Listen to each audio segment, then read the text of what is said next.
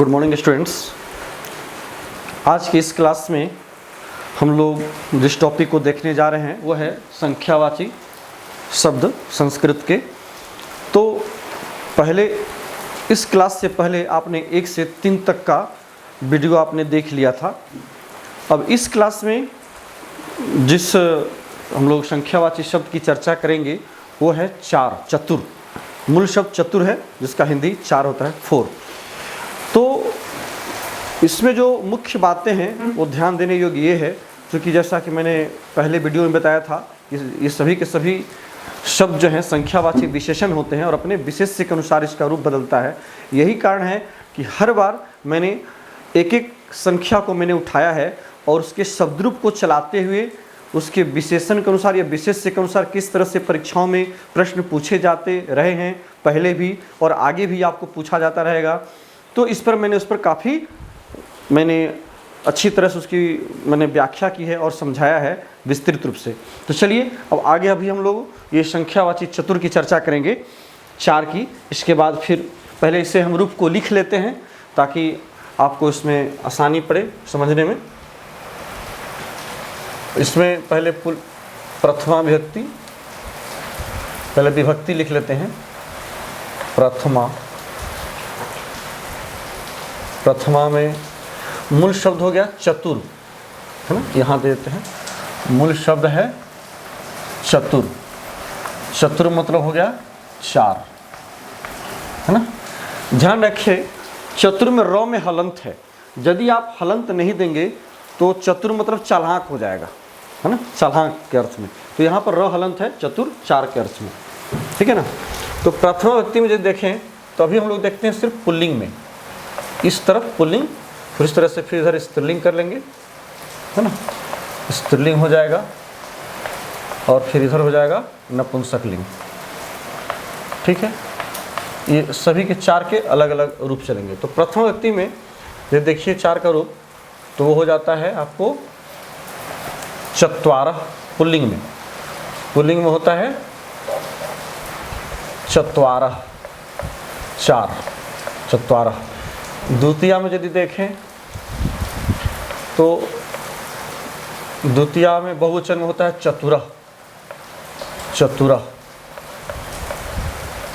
इस प्रकार से फिर तृतीया में आप देख सकते हैं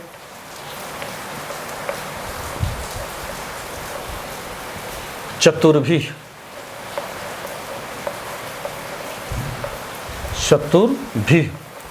भ के ऊपर रेफ है ह्रस्व का।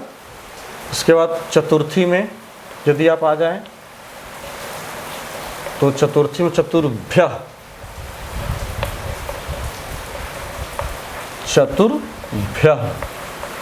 पंचमी में भी हो जाएगा चतुर्भ्यः।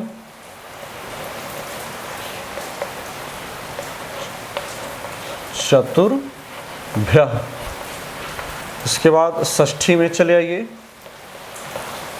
षष्ठी में चतुर्नाम, है ना, चतुर्नाम। इसके बाद सप्तमी में चले आइए।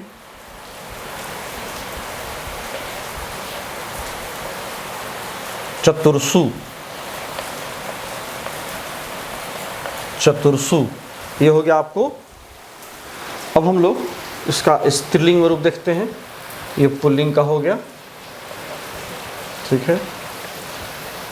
स्त्रीलिंग में चतस्रः, जैसे कि वहाँ तीसरा होता था, इसी प्रकार से यहाँ हो जाएगा चतस्रः, ठीक है। द्वितीय में भी चतस्रः,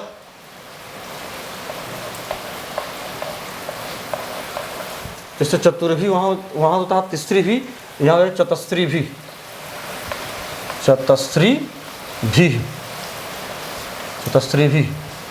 फिर चतस्त्रीभ्यः,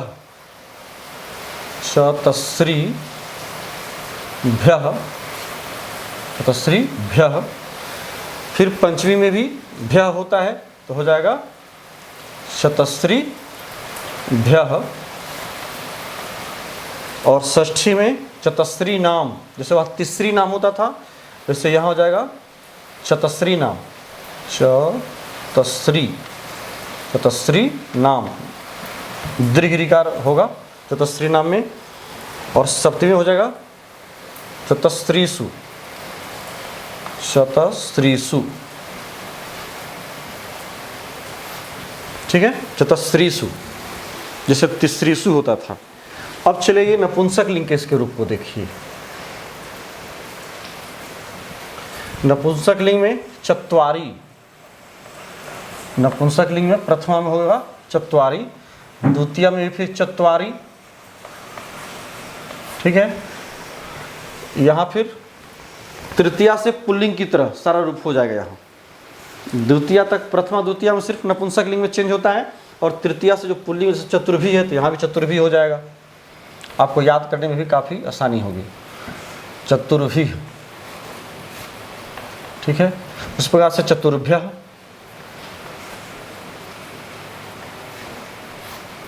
चतुर्भ्य, यहाँ भी हो जाएगा चतुर्भ्य,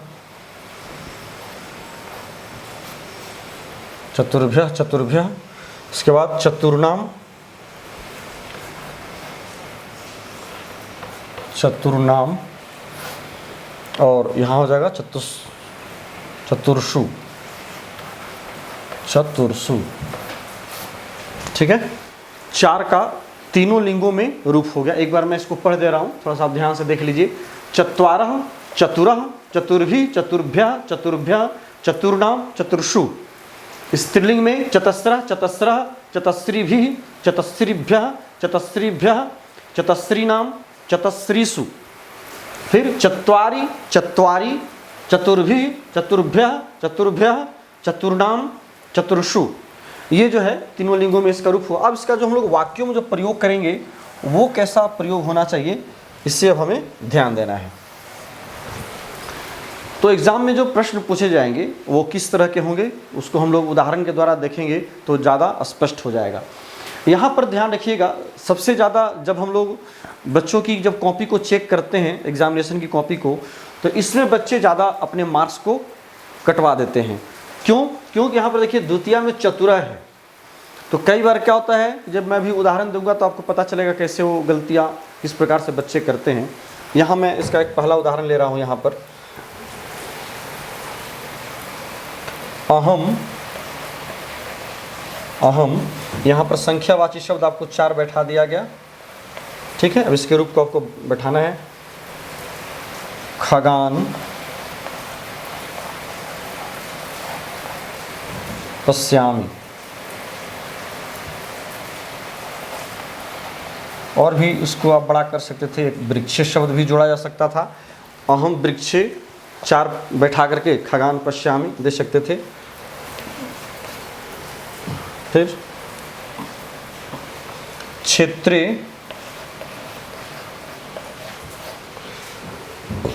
क्षेत्रे, फिर यहाँ 4 संख्यावाची शब्द बैठा दिया गया।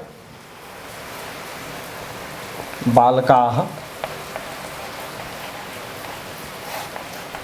क्रीडन्ति,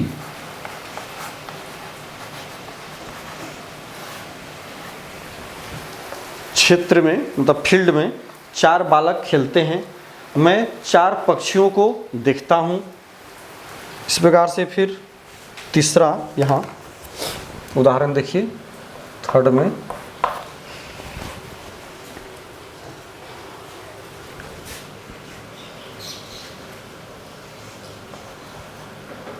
मम,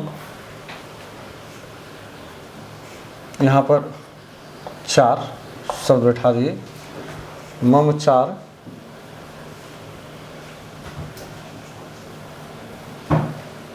भगिन्यः,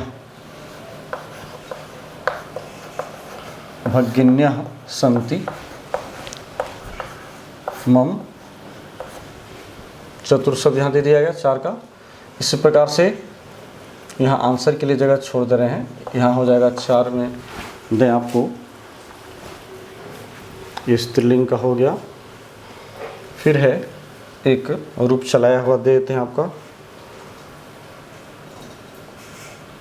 तत्र, यहाँ 4 की संख्या मैंने बैठा दिया। बालकेषु, गोपालः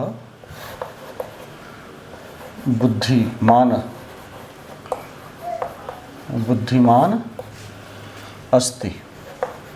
ठीक है, फिर पांचवा उदाहरण ले लें।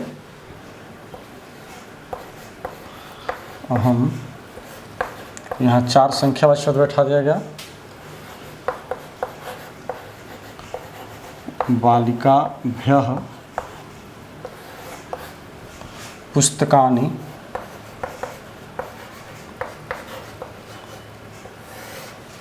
यच्छामि।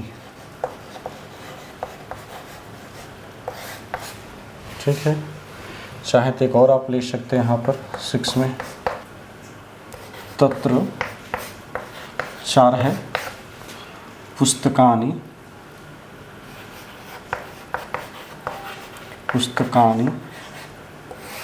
सन्ति। ये जो है टोटल मैंने 6 उदाहरण लिए हैं ताकि अधिक से अधिक आप इसको समझ सकें, ज़्यादा से ज़्यादा आपका क्लियर हो सके। ठीक है, तो पहला देखिए, कहता अहम खगान पश्यामि, मैं 4 पक्षियों को देख रहा हूँ। यहाँ पर 4 संख्यावाची शब्द बैठाया गया 4। अब हमें ध्यान देना है कि ये जो 4 जो संख्यावाची शब्द है वो किसका विशेषण है, तो खगान का, इसका विशेषण है, खगान का विशेषण है। तो इस खगान के लिए यहाँ पर ये 4 शब्द आया है। तो इसका जो संस्कृत जो देंगे, संख्यावाची जो शब्द देंगे संस्कृत का, वो इसके अनुसार देंगे, खगान के अनुसार। तो खगान किस में है, द्वितीय विभक्ति में है। तो द्वितीय विभक्ति में है तो बहुत बच्चे क्या करते हैं कि यहाँ देखते हैं खगान है तो चतुर में चतुरान कर देते हैं, चतुरान खगान, जबकि यहाँ आपका रूप क्या है, चतुरः है। द्वितीय में देखिए 4 का जो चतुर का जो रूप आप देख पढ़ रहे हैं, अभी हम जो देख रहे हैं वो 4 का शब्द रूप देख रहे हैं। तो चतुर में पुल्लिंग में जो है चत्वारः प्रथमा में होता है और द्वितीय में क्या होता है, चतुरः होता है, चतुरः। तो इसलिए जो है यहाँ पर क्या होना चाहिए था, चतुरः होना चाहिए था, जबकि चतुरान खगान, वो लोग देखते हैं, बच्चे क्या देखते हैं कि खगान लिखा है तो हम भी चतुरान कर दें, जबकि क्या होता है, चतुरः होता है। तो इसका जो सही आंसर होगा, मैं यहाँ लिख दे रहा हूँ दूसरे कलर से, वो हो जाएगा चतुरः। सही आंसर हो जाएगा चतुरः। उसी प्रकार से फिर दूसरा देखिए, इसमें प्रथमा व्यक्ति लगा हुआ है। क्षेत्रे 4 संख्या बैठाया गया है, 4 की संख्या है। बालकाः क्रीडन्ति, फील्ड में 4 बालक खेल रहे हैं। तो यहाँ जो है बालक शब्द पुल्लिंग है और प्रथमा विभक्ति लगी हुई है, और बहुवचन तो ऐसे ही पता चल रहा है कि चूंकि 4 है तो 1 या 2 से अधिक है तो बहुवचन ही होगा। तो इसलिए यहाँ पर क्या करेंगे, चत्वारः सिर्फ दे देंगे। यहाँ पर सही आंसर क्या हो जाएगा, चत्वारः। चत्वारः क्यों हुआ, क्योंकि इसमें प्रथमा विभक्ति लगी हुई है, इसलिए 4 की जो है प्रथमा विभक्ति वाला रूप आपको ये आएगा, चत्वारः, प्रथमा में चत्वारः। ठीक है, यहाँ पर चूंकि विभक्ति लगी हुई थी द्वितीय, जैसे बालक का रूप बालकान होता है, उसी प्रकार से यहाँ हो गया खगान, तो इसलिए यहाँ पर भी चतुरः रूप हो गया।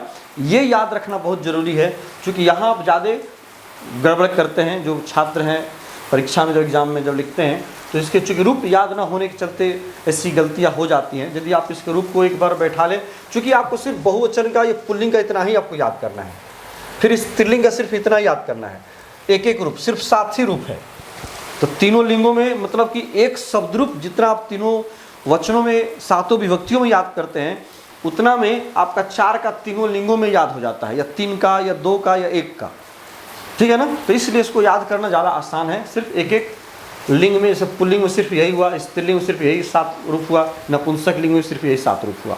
ठीक है, अब नेक्स्ट हम लोग बढ़ते हैं आगे की ओर। मम भगिन्य अस्ति, भगिन्य मूल शब्द भगिनी है, भगिनी बहन को कहते हैं, सिस्टर।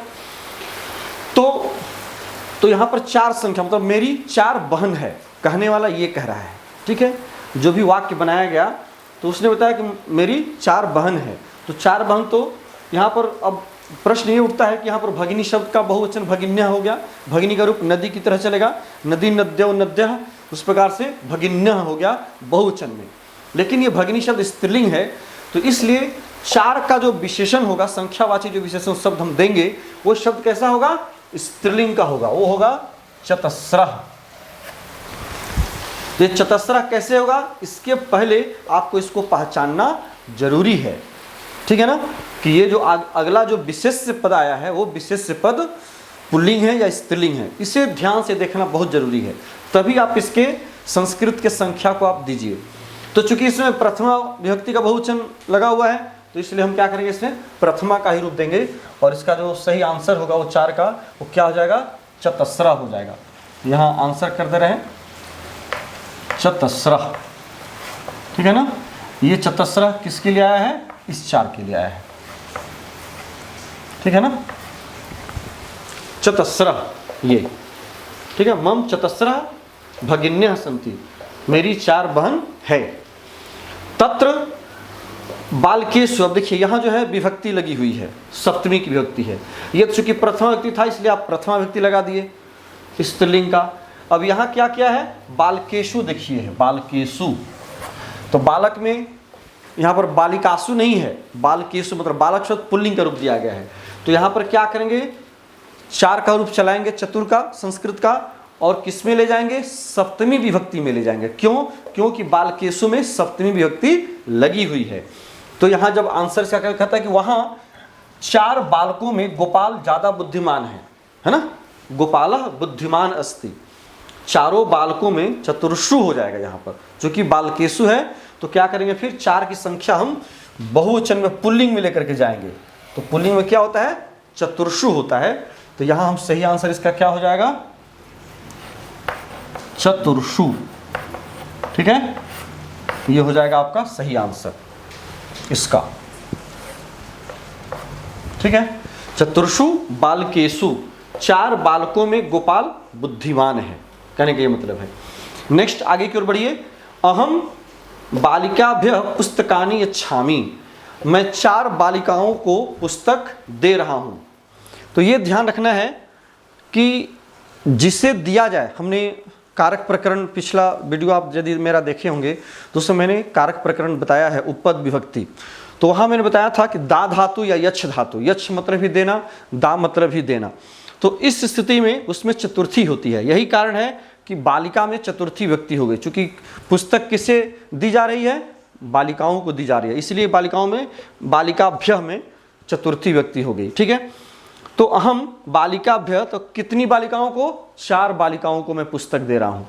तो चूंकि जो विभक्ति वचन इसमें है वही विभक्ति 4 वाला में लगाएंगे, और ये बालिका शब्द क्या है, स्त्रीलिंग है, इसलिए 4 में हम कौन सा रूप देंगे, स्त्रीलिंग वाला देंगे और बहुवचन वाला देंगे। तो देखिए क्या है, चतस्रीभ्यः, चतस्रीभ्यः हो जाएगा, चतुर्थी पंचमी दोनों में भ्यः भ्यः होता है, तो चतस्रीभ्यः, चतस्रीभ्यः,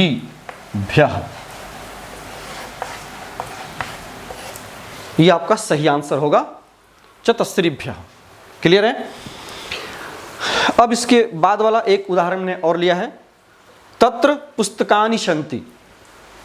यहां देखिए पुस्तकम पुस्तके पुस्तकानि, फलम फले फलानी की तरह रूप है, तो पुस्तकानि में प्रथम व्यक्ति लगी हुई है, यहां भी देख रहे हैं सन्ति है, इसी के अनुसार क्रिया भी सहायक क्रिया, वहां 4 पुस्तक है, वाक्य बनाने वाले ने बनाया कि वहां 4 पुस्तक है, तो सिर्फ सिंपल कहा गया कि वहां 4 पुस्तक है। अब यही रहता है मैं चारों पुस्तकों को देखता हूं, है ना, तब फिर यहाँ पर विभक्ति बदल जाती, या 4 पुस्तकों से वो पढ़ता है ना, तब वहाँ पर फिर विभक्ति तृतीया हो जाती है ना।